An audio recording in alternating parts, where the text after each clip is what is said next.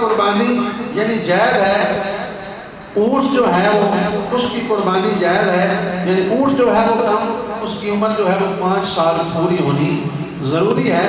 بکرا جو ہے وہ سال کا ہو، دمبا، گائے، بھینسا جو ہے یہ 2 سال کے ہونے ضروری ہیں۔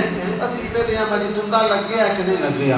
دندہ لگنا شرط ہے، دندہ ایک بندے نے مطمئن کرنے واسطے، یقین دلانے واسطے یہ 2 دند پٹے نے دندہ لگ گیا ہے، حتیٰ کہ بندے تسلی ہوئے میرا جانور 1 سال دا ہے یا 5 سال دا ہے، یا تو یعنی دمبا جڑا بھیڑ دا بچہ 6 ماہ دا بھی قربانی لگ سکتا ہے، بندے دا گھر دا پالے ہے، ہم اس بندے تے اعتماد دے جھوٹ نہیں بولتا، وہ دے دند اگر نہیں پٹے تو بھی قربانی عمر پوری ہے تو بھی قربانی جائز ہے۔ تو اس لیے آج کل مسلمان ماشاءاللہ بڑے نیک نو قربانیاں تے دند پٹ کے بھی لے آتے ہیں، ہلا کے بھی لے آتے ہیں۔ اس واسطے منڈی تے جانے واسطے تھوڑی جی تسلی یعنی پختہ ہونی چاہیے، کوئی با اعتماد بندہ ہونا چاہیے۔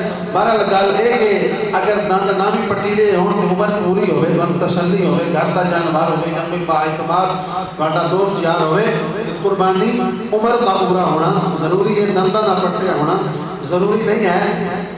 تو ان جانوروں کی قربانی جائز ہے۔ آج کل مطلب ہر سال ہی مبائلہ شروع ہو جاتا ہے جی کٹے دی قربانی جائز نہیں، بھینس دی قربانی جائز نہیں، یعنی جو شرابتی لوگ ہیں ہر سال وہ مبائلہ کرتے ہیں، حتیٰ کہ مسئلہ کے اہل حدیث کے اپنے مکتبہ فکر کے لوگ جو ہیں وہ کہتے ہیں کہ قربانی ہم جائز ہے، بعض ان کے علماء کہتے ہیں جائز ہے، بعض کہتے ہیں ناجائز ہے۔